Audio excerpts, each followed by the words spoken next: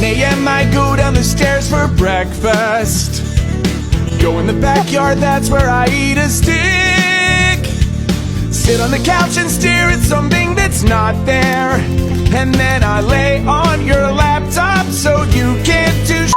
And then I'll lick my butt and chew my leg some more. Then I lay upside down right on the bathroom floor. And then lay the same way right by the downstairs door into the couch where I've always been.